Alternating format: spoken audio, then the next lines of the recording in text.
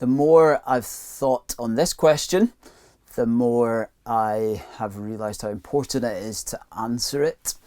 And let me just remind you of what it is.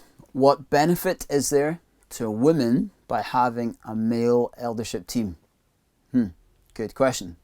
All right, well, the more I've thought on this question, the more I think it is extremely important to answer, but I also think that the answer lies on whether or not you trust that this is God's design.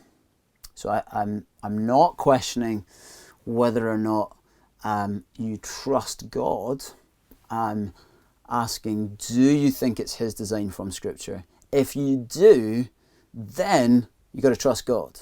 If you don't, then it's going to be difficult for you to love this. It's going to be difficult for you to thrive under this. Now remember, we've seen that this is a role of guarding and serving. Eldership is about taking the lead in presenting the church as holy and blameless before Christ. That means your elders are not taking on a role for them. Okay, this is so important. It's not about saying, hey, look at me, I'm at the top of the church tree, look at me, I'm over you. No, like if that's how we're approaching it, let me grab my sick bag, because that is nothing like the way that eldership is presented in Scripture. If there's someone with that kind of desire for eldership, I will do everything in my power to make sure that they do not become an elder.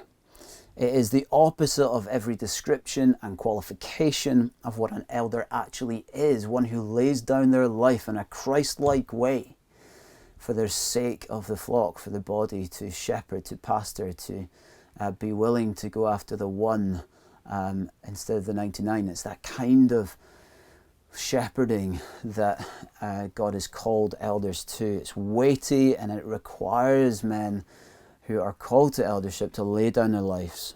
As elders at Glasgow Grace, we will seek to serve you like Jesus, honour you like Jesus, guard you like Jesus, love you like Jesus, release you to serve like Jesus, and through it all, lead you to Jesus.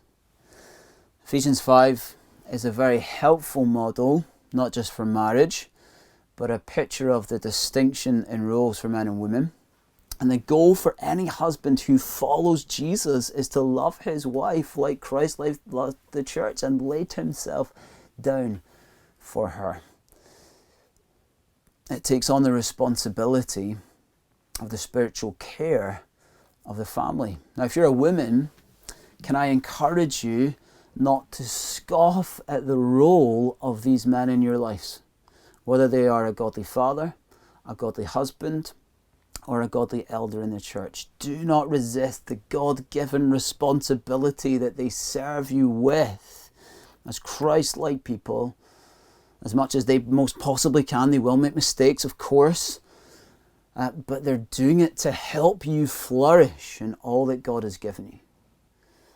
His aim, the elder's aim, is not to be better than you in any way. It is to recognize the wonder of what God has given in you. And when he looks at you, do everything in his power to release you in God's God-given gifts and present you as holy. Culture would like to teach us that the access to all roles is true equality. I don't think that's true equality. I don't think that's what the Bible lays out as true equality. That's not where you get your value and your dignity. That has even, of course, been extended now physically as transgenderism rights and other things that are raising their head have become so important to that narrative. And I kind of get it, because that's the logical follow-on. If you believe that value is found if you believe that your value is found by living out the roles you have defined for yourself to do, rather than by the roles God has given you to do, we are missing out on something of the infinite wisdom and beauty of what God has done for us, of how he has made us.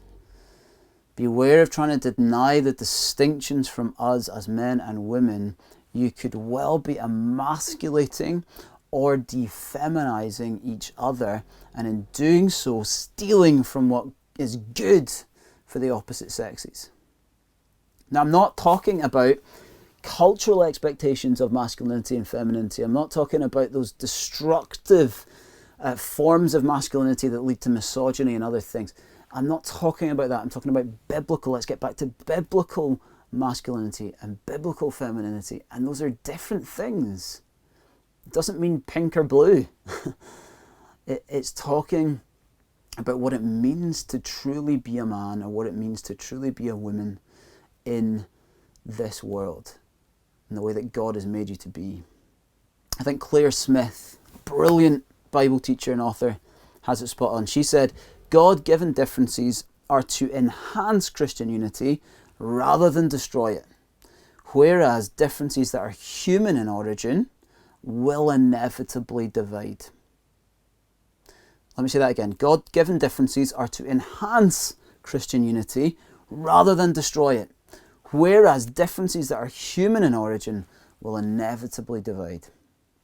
I see this in young men.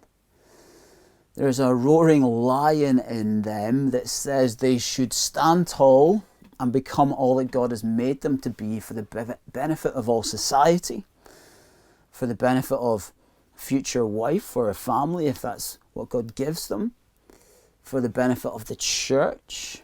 Yet they are so confused about how to be a man. What should I do? Should I go over to this sexist, misogynistic nonsense of the horrible male chauvinism that we still see? Or is it in the denying of any responsibility that I must grow into and take on as a man, as a godly man that I see in Scripture? Just get out the way of the feminist stream train. Neither.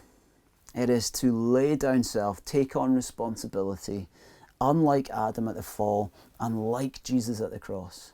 That is biblical masculinity, and it is good for everyone in a man's life, especially the women he is selflessly loving, honouring, and releasing to flourish in all that God has given them. So to answer this question in short, basically, if we believe this is God's design, then it's good for all of us, men and women, and we should all flourish. And actually, as we pursue this together and understand it better, we should all flourish more in what God has given us to do. And we need to get our heads around that is so much, men and women called to so much, not just eldership. That is not the most important thing.